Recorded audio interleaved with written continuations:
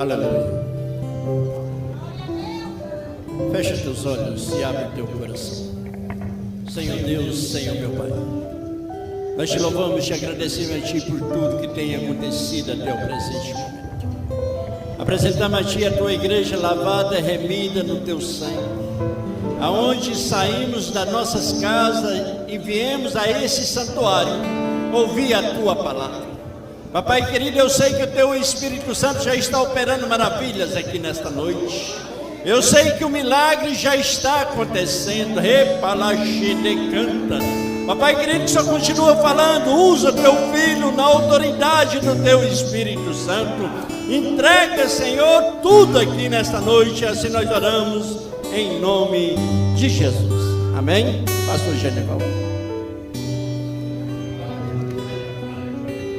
Queridos, com muita alegria, quero saudá-los com a paz do Senhor. Eu quero ler o texto que está no meu coração. Está no livro de Mateus, Evangelho segundo escreveu São Mateus.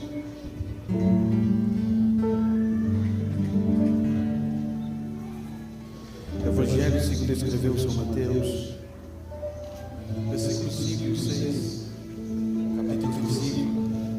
Tem uma passagem conhecida, mas está no meu coração para falar esta noite. Mateus capítulo 25, versículos 5 e 6.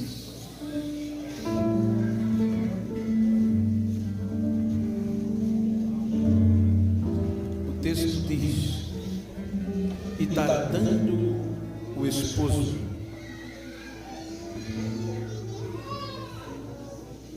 deixe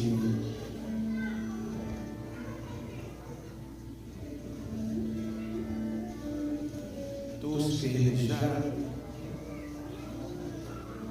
todos e adormeceram.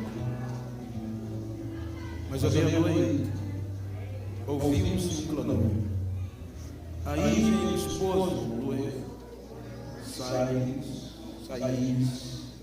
ao encontro. Amém? Querido, tornar as nossas santas.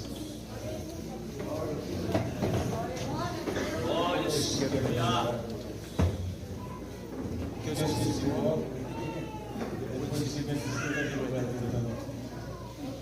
Queridos, em primeiro lugar, eu quero agradecer a Deus pelo rico privilégio de poder estar esta noite com os irmãos, congregando. Para isso, eu agradeço ao pastor Rafael, a sua querida esposa, a igreja, os obreiros, pois eu estava agendado ontem em Goiânia e hoje eu voltaria para casa. Como o pastor Devair me ligou e quer ir para a agenda, eu falei. Eu agradeço a Deus porque pediu para que nós passássemos mais alguns dias aqui. E o pastor Rafael nos dá esta oportunidade de conhecer muitos irmãos. Eu agradeço ao pastor Devair, a Maria Helena, Rodolfo, pelo carinho da comissão, ao Senhor Divino, no Neto e a todos os irmãos de Goiânia que estão conosco e a igreja aqui. Deus abençoe a todos. Uma alegria rever os pastores, Dali e os pastores de Luana. Que Deus continue nos abençoando. Queridos, é uma palavra estimulativa para os dias que vivemos, tomando base na história, na cultura e na realidade. Os irmãos observam que o projeto da igreja nasceu no coração de Deus. E qual é o objetivo? O objetivo de Deus estabelecer a igreja como um projeto de resgate, como um projeto de reconciliação entre o homem e Deus. Eu gostaria de falar sobre esta grandeza, Se nós observarmos o Gênesis, o Êxodo, sobretudo quando Deus elege Moisés, escolhe Moisés para, através dele, ensinar, motivar o projeto coletivamente da igreja, começa no Gênesis. Então, os irmãos percebam que quando Jacó entra no Egito, com cerca de 70 anos, e a Bíblia diz que com o passar dos dias, dos anos, chegam a milhões de pessoas já no Egito, mas se tornam escravos. E o interessante é que quando você mensura o homem, a capacidade humana e a simplicidade da igreja, parece contrário, porque a história mostra. Eu tive o prazer de passar os dias no Egito, e eu digo porque eu conversei muito, discuti, dialogamos com alguns homens egípcios, e entre eles arqueólogos. E o que me chamou a atenção é que ele falou da grandeza de Moisés quando na casa do faraó. A criação de Moisés, ela foi pautada na sucessão do faraó. E quem era o faraó? A maior autoridade naquele tempo, porque o Egito era Então a criação de Moisés foi excepcionalmente além da nossa capacidade de entendimento, porque ele gozava de tudo de melhor da sua época, do mundo, desde os seus ensinos até a sua faculdade. Ele estudou nas melhores faculdades da sua época, do Egito. A história diz que Moisés, ainda novo, era tão protegido que quando ele entrava na faculdade, na escola, para aprender a ciência do Egito, ele tinha segurança que ficava na porta. Ele só deitava e dormia em fino, saía do aposento, ia para a aula. O segurança era uma criação tal a ponto que a história passa. E quando você lê Atos 7:22, você vai ver Estevão, na pregação de Estevão, ele falando que Moisés era capacitado em toda a ciência, em todo o conhecimento do Egito. Então ele era bom de palavras, ele era bom de conhecimento, ele era preparado para assumir a maior potência política naquela época, o Egito. Ele voltou ao Egito preparado-se. Então é neste período que ele volta que o povo de Israel estava sendo submetido à escravidão. E o clamor daquele povo chega a Deus. Então a Bíblia diz que Deus desceu e ouviu, e viu o sofrimento, e desceu para livrar. Quando nós observamos o contexto, imagine a capacidade daquele homem. Então a Bíblia diz que ele voltou tão capacitado, mas inexperiente para algumas coisas. Veja o plano de Deus. Primeiro, ele encontrou o egípcio discutindo, batendo no hebreu, e ele não soube resolver o problema. Ele não soube traçar um homem com tanto conhecimento, com tanta capacidade, e ele matou e escondeu na areia. E para os egípcios, esconder o corpo na areia era um absurdo, era um dos piores dos crimes. Só ficava abaixo da contaminação do rio Nilo. Por quê? Porque todo egípcio tinha o direito de ser inocente. Então, nos dias passos, posteriormente, ele vê algo de dois hebreus discutindo. Ele vai intervir e ele anunciar, e com medo de ser descoberto fora. 40 anos. Aí Deus desce para livrar o povo e vai diretamente a ele. Então, quando Deus diz que vai levantar para guiar o seu povo à terra prometida, Êxodo 3:11, ele expressa isso: quem sou eu? Olha o tamanho da responsabilidade. Olha quando a gente mensura o projeto de Deus. Tudo se esvaziou. E agora ele diz a Deus: eu não tenho capacidade para dar. Aí Deus persiste, reluta, Deus o convence por meio de Arão, e ele segue o projeto. E qual era o projeto, igreja, da terra prometida? E qual era o projeto da terra prometida? Reconciliar o povo e voltar a Deus. Então o interessante é que a Bíblia diz que Moisés vai conduzir este povo. E quando a gente chega no livro do Êxodo, Deus vai aparamentar. Veja que aqui o importante é a igreja, é o povo. Então Deus vai escolher homens para cuidar, para manter o que Deus havia determinado para a pureza de Israel. Veja que no capítulo 24 Deus faz uma aliança. E aquela aliança no capítulo 24 do Êxodo era como um casamento. Deus transforma como um matrimônio aonde essa realidade é prioridade. Veja que Deus não impõe, Deus propõe. Deus, por meio de Moisés, diz ao povo: eu quero ter um relacionamento íntimo com vocês, mas eu só posso se vocês também viverem de acordo. E o povo diz sim a Deus. E a aliança é feita. Aí Deus institui o quê? Sacerdotes. E qual era a função dos sacerdotes? Cuidar da igreja, cuidar de Israel, proteger, manter, para que Israel não saísse do caminho. Então esta era a função, este era o dever. Então a Bíblia diz que Israel vai caminhando, mas a infidelidade vem.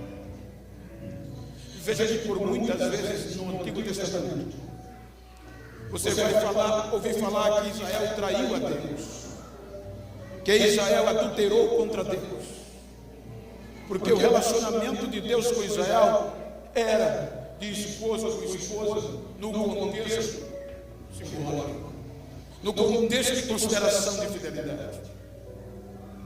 Israel é infiel, mas a infidelidade, a displicência não afastou o amor de Deus.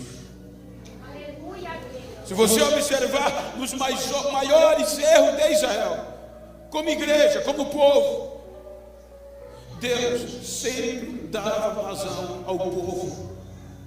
A única vez que Deus deu, uma das únicas vezes que Deus deu razão a Moisés diante do povo, aí Moisés disse: não, risca o meu nome.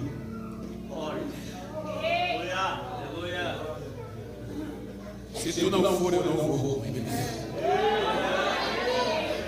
O que vão dizer? O Senhor tirou o povo do Egito para matá-lo no deserto. Uma das únicas vezes que ele poderia dizer: agora Deus me deu razão. Ele tirou a razão dele próprio para dar razão ao povo. Igreja.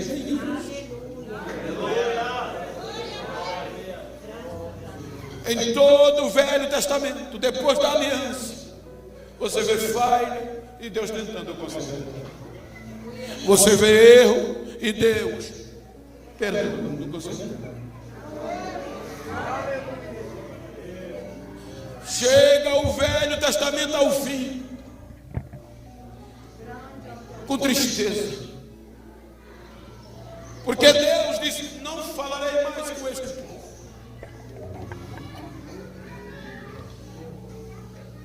Não foram vigilantes. Vou me calar. Não me relacionarei mais com eles. Eu não vou mais dar visões. Eu não vou mais mandar profetas. Imagina uma igreja com 400 anos sem Deus. Imagina um povo 400 anos sem profetas, sem visões, sem o Espírito. Quatrocentos anos se passam. Se você analisar o período intertestamentário, o período de 400 anos de silêncio, quando você lê a história, você chora em cima dos livros. Pela desobediência. Porque agora a falta de simplicidade, a falta de temor e de respeito agregou em quase todos os seres. Se tornou o projeto de Deus, se tornou interesse político, partidário, econômico. Agora a palavra de Deus já não era mais praticada como deveria ser.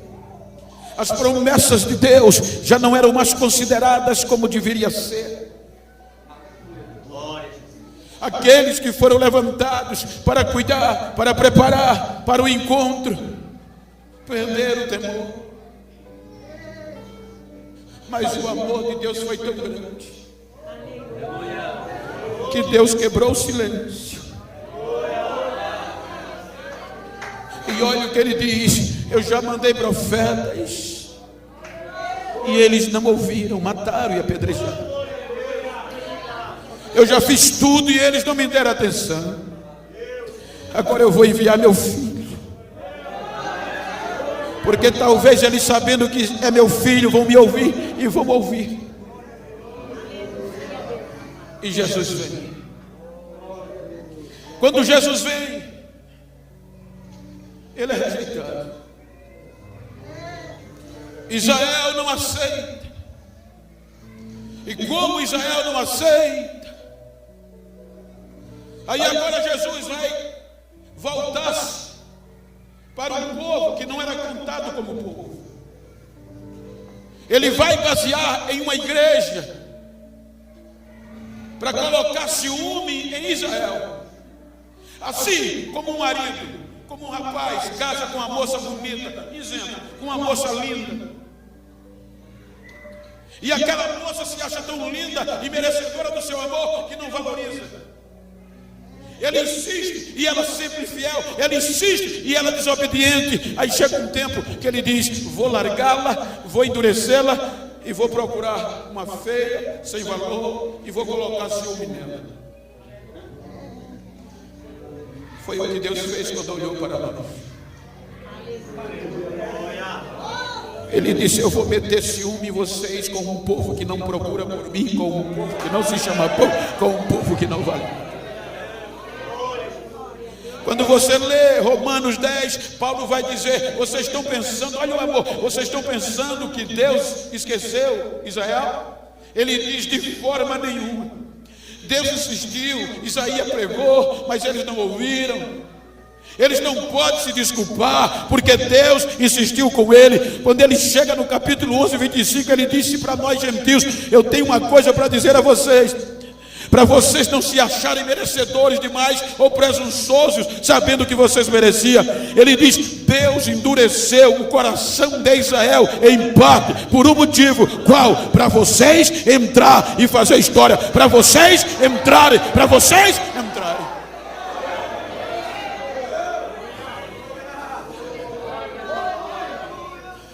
Israel não vigiou. Aí agora ele vai formar uma igreja. Como Israel está endurecido, agora a responsabilidade da reconciliação se volta para a sua igreja. Mas ele disse: a porta do inferno não vão prevalecer contra a minha igreja. A palavra que não é o inferno que vem, é a gente que vai. Não é o inferno que vem bater e a gente vai suportar, não. É que a igreja vai e o inferno vai ter que sair da frente, porque o dia vai chegar.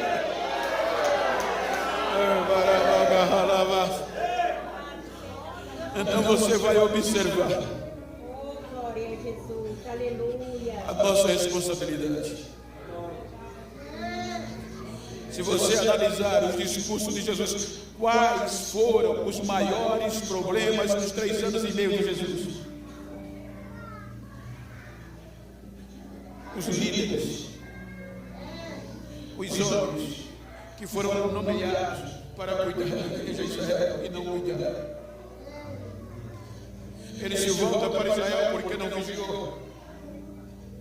90% do ministério de Jesus foi na Galileia. O centro religioso de tudo não aceitou. Você ao observar, tudo em Jerusalém para Jesus foi fracasso. Só teve uma vez que ele entrou e o povo aplaudiu, o resto foi fracasso e vergonha. Veja que o maior discurso, o mais duro de todo o Novo Testamento, salvo engano, o maior discurso e o mais duro foi para os líderes. Você vê que no capítulo 23 de Mateus, você vai encontrar cerca de 8 vezes aproximadamente Jesus dizendo: ai de vós, escribas e fariseus. Ele olha para o povo e diz: obedeçam a tudo que os que estão sentados na cadeira de Moisés ensinam a vocês, mas não façam o que eles fazem. Aí ele começa a dizer: ai de vós, a partir do versículo 13, escriba e fariseu. Versículo 14, ai de vós. Você vai passar cerca de 8 versículos. Ai de vós. Eu vou dizer, não vai ser fácil para vocês.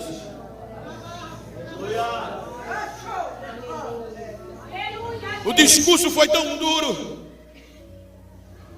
que no capítulo 24 de Mateus, quando ele vai sair, os discípulos, como não tinham costume em ver a construção do templo, porque a maioria era no norte, aí quando viram o templo em Jerusalém, a suntuosidade, o poder e o glamour que tinha, disseram: mestre, olha que construção.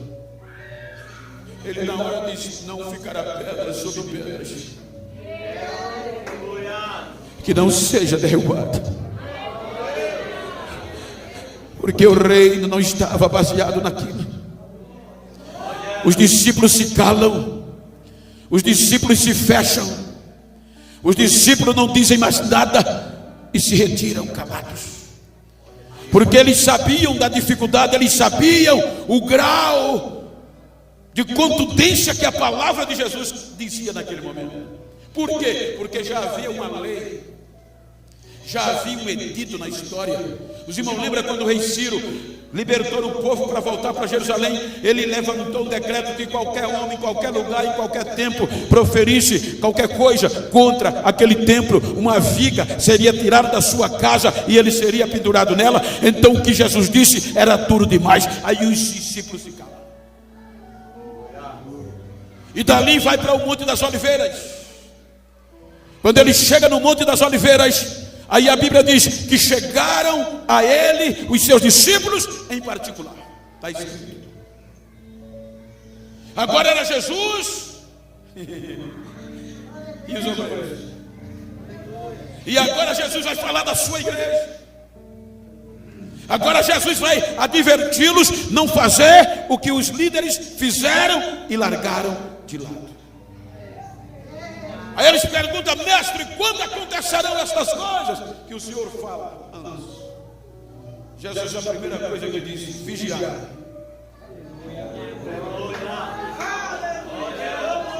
Vigiai, para que ninguém vos engane. Se você discorrer todo o capítulo 24, Jesus está falando de fidelidade, vai começar a falar de vigilância, de prudência e loucura.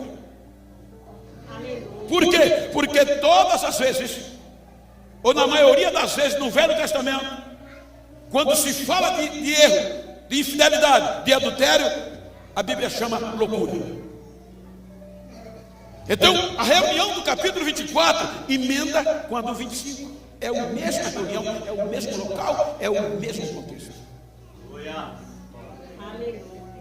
Então o capítulo 25, para você entender a parábola, já é uma parábola. Jesus conta-lhes uma parábola, você não entende ela sem a cultura. Porque quando Jesus vai falar do capítulo 25, ele vai abrir a mente e veja que a ênfase é a prudência, é a loucura, é a vigilância e a não vigilância. É o cuidado e o não cuidado. É o valor e o não valor. Veja que é a primeira vez. Porque isto era até contra se falar pela cultura machista. Pela primeira vez, o termo que Jesus usa, comparar o reino de Deus com uma mulher, não era comum. Pela primeira vez no ministério, ele compara o reino dos céus, é semelhante a 10 virgens. Então ele não está atraindo as virgens, mas o contexto é o matrimônio. Veja que ele volta a seriedade. Então quando ele vai falar isso aqui, os discípulos sabiam. Por quê? É cultura. É cultura. Eu tenho amigos que hoje vivem essa cultura. Que o noivo não conhece a noiva só no dia do casamento. Que quem escolhe os noivos, a noiva, não é o noivo, como nós ocidentais, eu me apaixonei por você, quero namorar. Não, é o pai, são os pais, é a família que decide. Eu estava numa conversa recentemente em Londres, e o filho de um amigo meu, que é de Angola, mas é pastor em Londres, ele disse: é considerado amigo tio, nós vamos, o Mário vai para a África, vai noivar, vai levar o dote. Porque a cultura, o que Jesus fala no capítulo 25, é advertindo os discípulos e posteriormente o cuidado com a sua igreja, em vigiar ou não vigiar. Então ele usa o contexto do dia a dia para mostrar a seriedade que é. Então veja que ele vai usar o matrimônio. Veja que ele vai usar algo de maior valor, que era a virgindade nessa cultura. Quando ele usa esse contexto, simplesmente, deixa eu tentar esclarecer, bem verdade, que os irmãos sabem, mas eu estou falando, e só para abrir a mente, era comum. Por exemplo, eu sou um cidadão judeu, Devaí é um cidadão judeu, então eu tenho uma filha menor, ele tem um filho na mesma idade. Isso era cultura para Jesus falar disso aqui. Então, como ele era o pai do moço, ele me procurava, e quando ele me procurava, ele dizia a Genival: tu quer comprometer a tua filha comigo, com meu filho? Era nós que íamos decidir. Então eu me reunia com o meu irmão, com a minha família, com todos, porque todos estavam envolvidos, e ia discutir. Quando a família aprovava, eu ia dar resposta. Eu dizia: concordamos. Ele com a família dele concordou com o rapaz e fechava. Então, quando aquele compromisso estava fechado, a minha filha foi comprometida ao filho dele. Então eu, como pai, pastor Rafael como meu irmão, o obreiro como meu irmão, a minha família ia se dedicar a ela. Ou seja, toda a atenção era para ela. Porque se nos comprometemos, entregar ela ao filho dele pura, virgem. Glória a Deus, aleluia. Então a partir daqui, ela não pode andar só. Ela tem que andar com a roupa de virgem. Se ela sair, um de nós tem que ir para protegê-la. Porque o objetivo é: o dia vai chegar e ela vai ter que aparecer pura. Então todos nós se envolviam com ela. E enquanto ele Ele ia preparar para o grande dia. Porque o noivo não precisava provar a pureza, mas a noiva precisava. Então ele agora ia preparar a sua família para recompensa.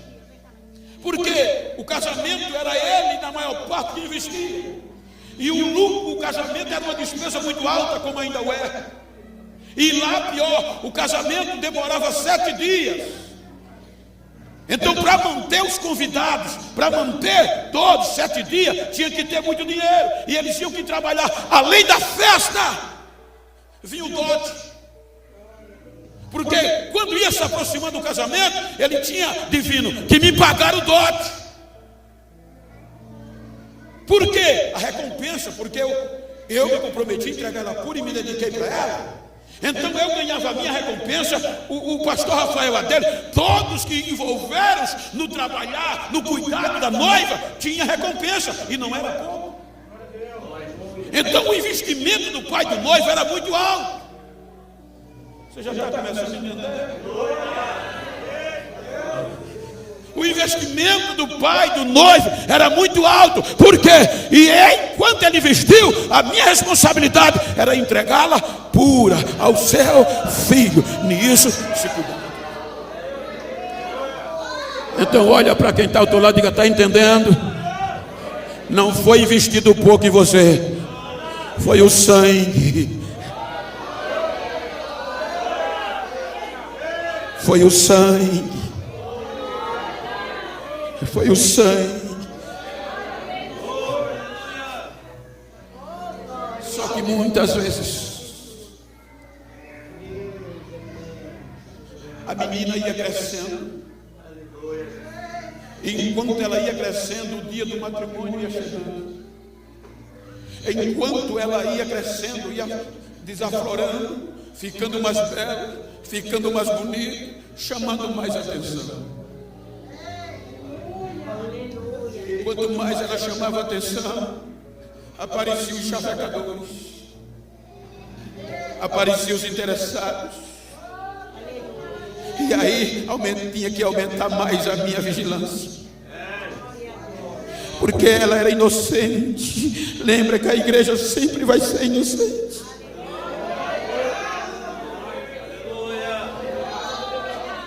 Então os chavecadores chegavam.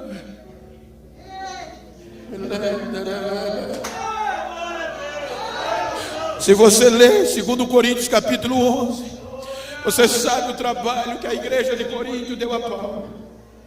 E diziam que Paulo tinha 2 caras.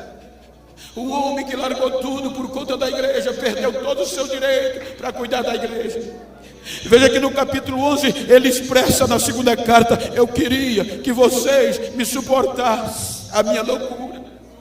Ele diz: às vezes eu me comporto como louco, porque é zelo de vocês, é zelo de Deus.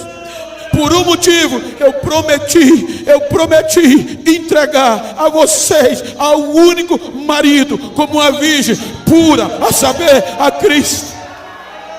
Ele diz assim: eu tenho medo de que, como a serpente enganou a Eva, vocês também sejam enganados e saiam da simplicidade do Evangelho. Olha para quem está ao teu lado e diz: vigia!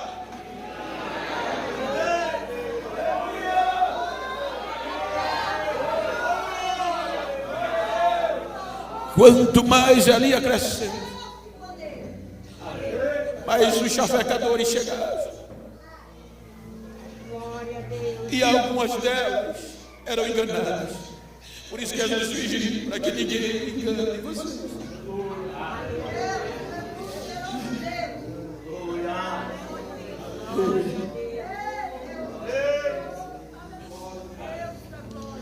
E elas cometiam loucuras. Algumas não davam valor ao que tinham. Algumas achavam que o tempo para o matrimônio ia demorar. Impressionada pela inocência e pelo desaflorado corpo, alguns enganadores a enganavam e elas cometiam loucura, adultério. E chegava para o pai e dizia: pai, eu cometi loucura. eu não esperei o grande dia. Como o pai não podia deixar a notícia espalhar, ele se desesperava no chão, esmurrava a parede, dava murro. Mas a notícia não podia sair nem para casa, porque se a notícia saísse das quatro paredes, a família toda estava denegrida, acabada. Porque os pais dos outros jovens, se ele tivesse outras filhas, diziam: olha, se a notícia vazasse, eles diziam: se eles não tiveram cuidado de uma, como é que eles vão cuidar das outras? Então toda a família perdeu uma. Então, para ninguém saber, eles pegavam a família e diziam: nós vamos mudar de cidade, vamos mudar de estado e até de país. Por quê? Para evitar o constrangimento, mas só que ninguém sabia. Ele dizia que ia sair, geralmente na cultura, para preparar-se também para o matrimônio. Só que chegava lá, passava um ano e para voltar tinha que comprovar que a moça era virgem. Então eles iam em um médico, pegava no contexto teológico chama fio de ouro, pegava um laudo, vamos dizer assim, e o médico por muito dinheiro dava a convicção do laudo que a moça era virgem. E enquanto isso, o pai do noivo estava convicto, esperando o noivo, se preparando para o matrimônio. Quando ela voltava, ela tinha cometido a loucura, mas voltava com um laudo de um perito que ela continuava pura e virgem. Então ela voltava para a cidade e começava a andar como virgem, se vestia como virgem, falava como virgem, cantava como virgem. Você pode olhar que todas eram virgens, todas vestiam os mesmos vestidos, todas tinham as suas lamparinas, mas 5 eram prudentes e 5 não valorizaram o que tinha, e o azeite vazou. Ah, vai demorar. Deixa eu ir para a balada um pouquinho. Ah, vai demorar. Ah, eu não vou dar valor para aquilo que eu fui chamado. Ah, mas vai estar dando noivo. E se você olhar o contexto, a lamparina não estava apagada ainda. Estava se apagando. Ainda dava tempo. Mas a negligência foi tão grande que não levaram a reserva.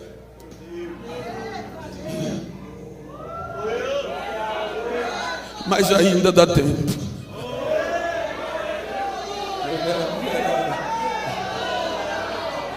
Então o pai do noivo preparou o banquete, convidados,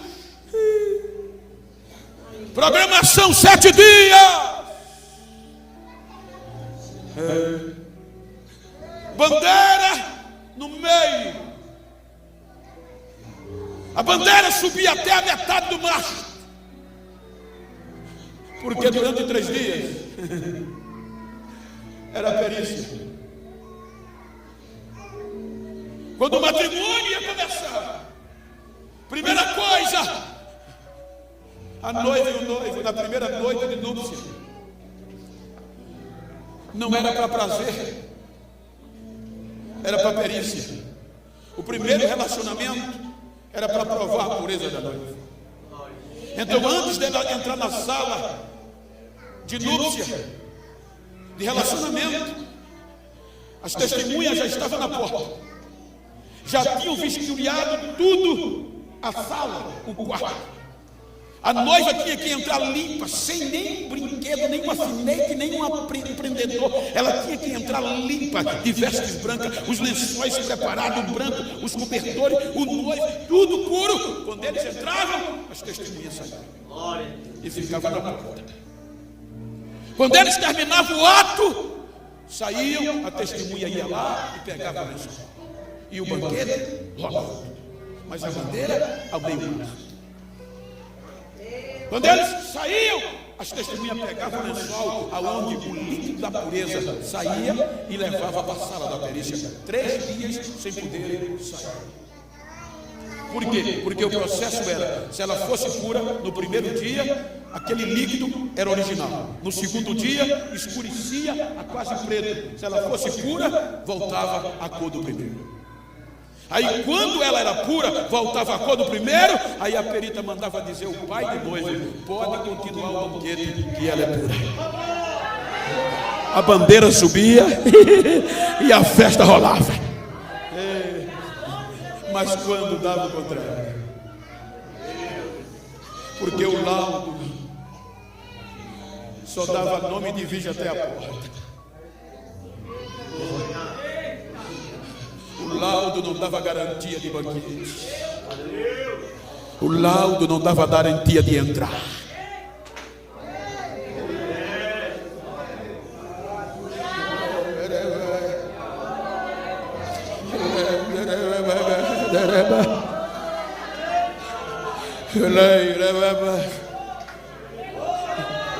Cantavam como virgem, estavam com lamparina como as virgens, estavam vestidos como as virgens, todas dormiram, mas na hora da prova o laudo não dá direito a entrar.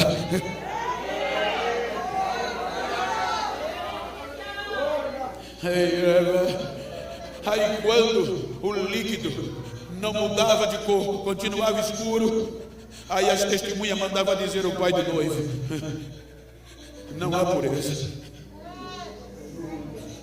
Você vai ler no Novo Testamento, você não é à toa que está lá. Como é que tu chegaste aqui sem ter veste dos viciados? Como é que tu chegaste aqui sem ser puro? Servos, pegue, amarre mão e pé e jogue no fogo eterno. Quando não tinha pureza, dava morte. Porque o investimento do pai do noivo foi muito alto. Então dava morte. Mas olha para quem está ao teu lado, diga: se depender de mim. Mas fala com o firmeza, diga: se depender de mim. Diga o pai do noivo que pode mandar levantar a bandeira.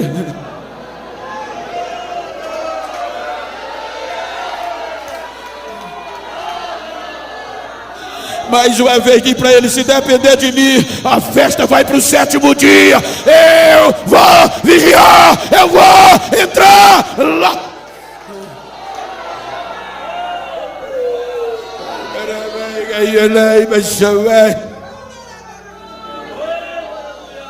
Está chegando o dia.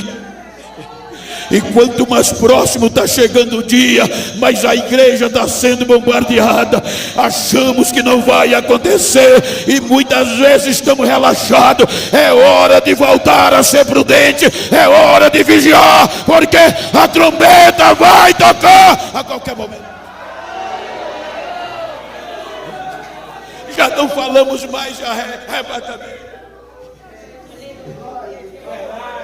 Estamos preocupados em pregar com todo respeito, e é necessário, mas deixamos de falar desses assuntos.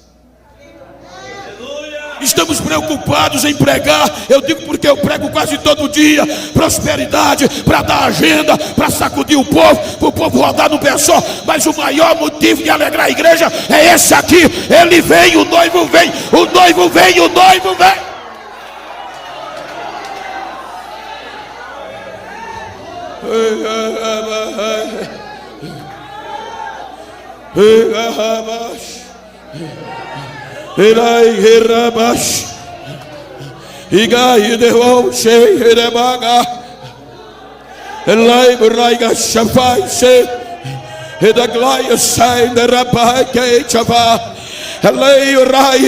Eu estou sentindo um renovo de Deus aqui nesta noite.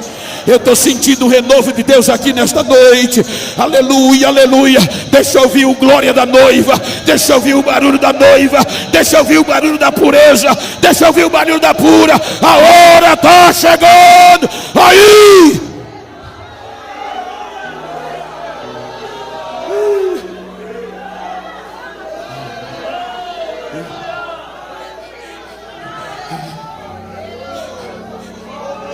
Quanto mais ia se aproximando, era mais fácil de ser enganado. Quanto mais ia se aproximando, a menina ia ficando mais bonita e atraía mais.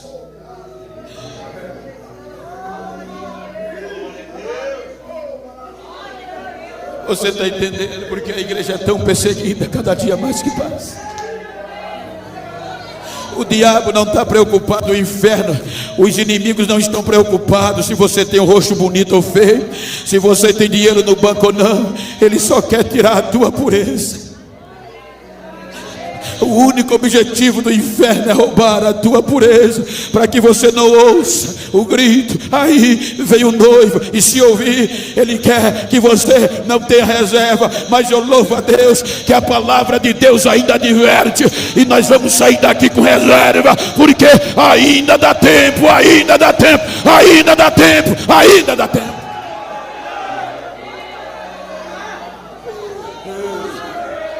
Precisamos falar disso, companheiros. Precisamos falar das outras coisas, mas maior isso aqui: vigiai.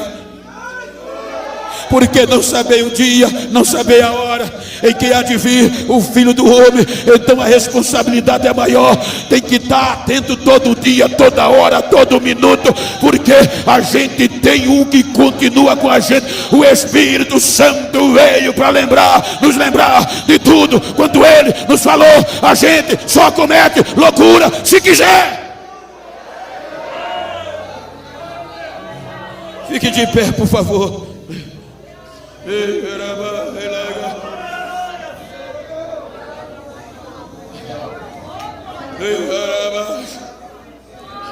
Só para chatear, ainda dá tempo.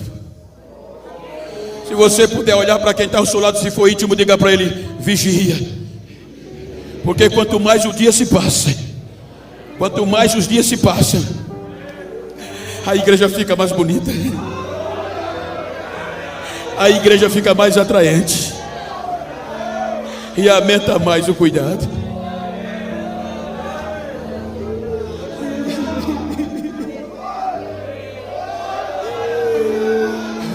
Para animar, talvez quem chegou esta noite desistiu, talvez quem chegou esta noite está frio.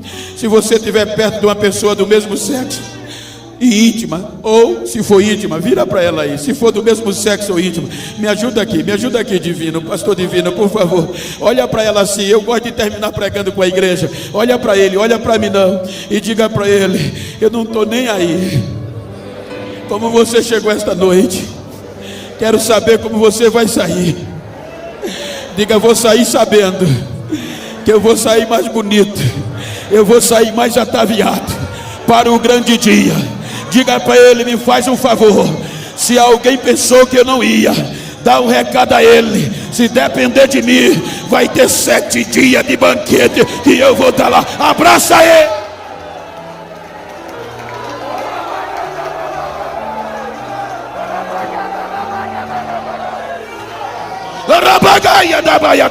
Adore, adore. Você vai conseguir. Nós vamos conseguir. Você vai chegar lá. Nós vamos chegar lá. Nós vamos estar lá. Vamos sim.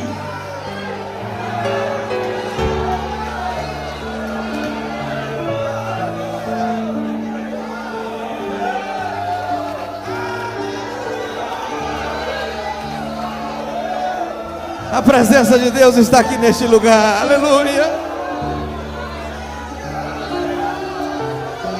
Ibara calamanturianda la bastéria.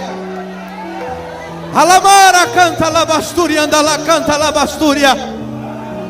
Irabara canta la bastéria. Nós vamos subir para o céu de glória. Aleluia. Aleluia, aleluia, aleluia, aleluia, aleluia, aleluia, aleluia, aleluia, aleluia, aleluia.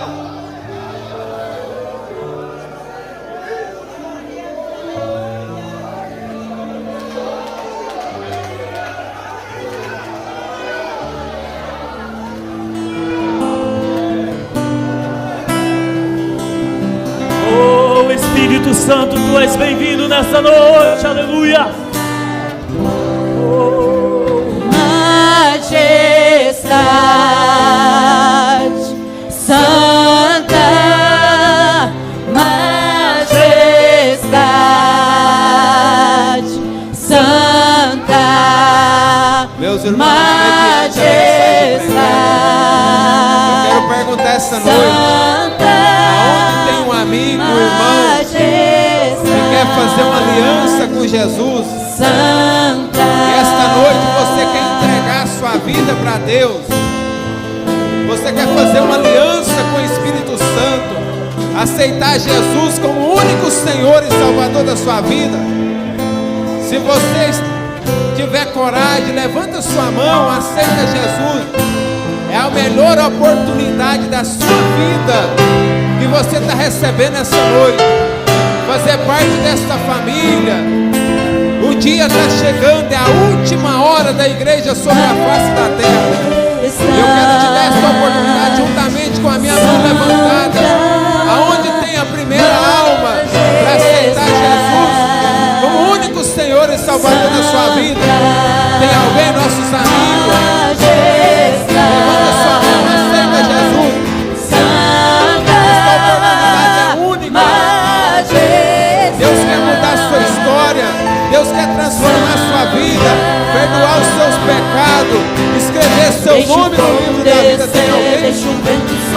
Tem alguém que quer aceitar Jesus, fazer uma aliança com Ele? Irmãos, olha aí do seu lado, se tem alguém, ora. O Espírito Santo fazer a obra, convencer. Vem aí alguém do seu lado, chama ele, convida. Talvez tem gente que tem vergonha aqui na frente. Convida ele para aceitar Jesus. É uma guerra espiritual. Precisamos orar, clamar, pedir a Deus para quebrar barreira, para que vidas possam ser salvas. Tem alguém?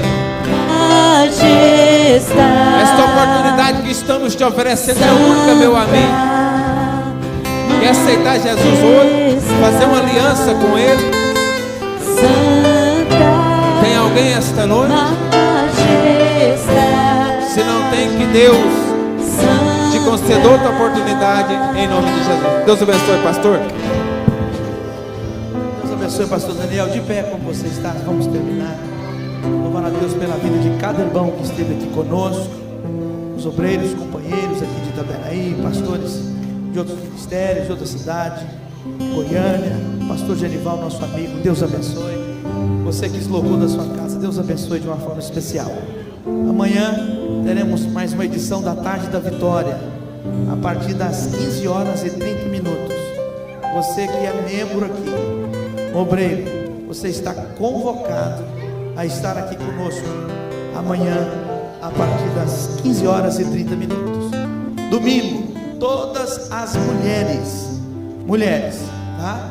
Você que é do sexo feminino aqui da De Vitória, você também está convocado a descer ali para a sede. Nós teremos o culto Mulheres em Ação.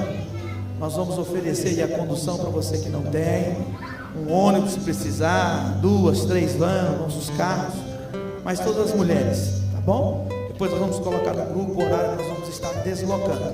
E segunda-feira nós teremos a abertura da campanha da sabedoria, presença do nosso bispo, o bispo Ides José do Carmo vai estar conosco. Nosso líder, pastor Giovanni, está nos convocando. Aí toda a igreja estará descendo para o templo central. Amém? Deus abençoe a todos. Eu quero pedir aqui, por gentileza, pastor Eliel, para fazer essa oração. Nessa oração, pastor Eliel, o senhor vai orar pela vida do Pedro Lucas. Se alguém mais tiver um pedido de oração, nós vamos orar por você. Eu queria pedir ao senhor, bondosamente, que após a oração, ministrasse as bênçãos aqui para nós, tá bom, pastor? Deus abençoe. Obrigado a você que veio, viu? Ontem os irmãos que estiveram no aniversário da pastora, foi uma bênção, né? Uma bênção. Deus abençoe a todos. A igreja de Vitória é uma bênção. Eu costumo dizer, pastor Genival, quer vitória? Vem para De Vitória. Amém? Não posso perder a oportunidade, não, né, Leão? Que é isso? Deus abençoe. Glória a Deus. Meus irmãos, Pai do Senhor, vamos orar. Senhor Deus, te agradecemos, Pai Santo, por essa oportunidade. Eu sei, ó Deus, que nós somos falhos e que nós precisamos todos os dias, Senhor, nos colocar na Tua presença, pedir perdão pelos nossos erros, pelas nossas falhas e pecados. Portanto, Deus, recebe, Senhor, nesta noite as nossas vidas diante de Ti, Senhor. Nos leve em paz, Senhor, os nossos lares. Por mais uma oportunidade, Senhor, nos permita, Senhor, que nós possamos dormir em paz, que nós possamos pela manhã acordar com fôlego de vida e mais uma vez, Senhor, nos reconciliar na Tua presença. Senhor, visita, Deus, o Pedro Lucas nessa noite. Faça milagre na vida deste jovem. Coloca, Deus, a Tua mão poderosa e pelo poder do nome de Jesus, faz a Sua obra, Senhor, em nome de Jesus, ó Deus. Obrigado. Das bênçãos. Cadê o Fabinho? Fabinho, cadê o Fabinho? Saiu? Fabinho saiu, meu Deus. Tá aí? Tá lá fora? Chama ele lá pra mim correndo. Por favor. Fabinho vai chegar aqui, é o que vai conduzir vocês lá no jantar. Bom? Fabinho vai chegar aqui. Pastor, Paz do Senhor, queridos. Que a graça de nosso Senhor e Salvador Jesus Cristo, que o imensurável amor de Deus nosso Pai, a comunhão e as consolações do Espírito Santo de Deus permaneçam sempre sobre as nossas vidas, sobre as nossas famílias, e nós dizemos juntos: está terminado em nome de Jesus, e a banda pode louvar.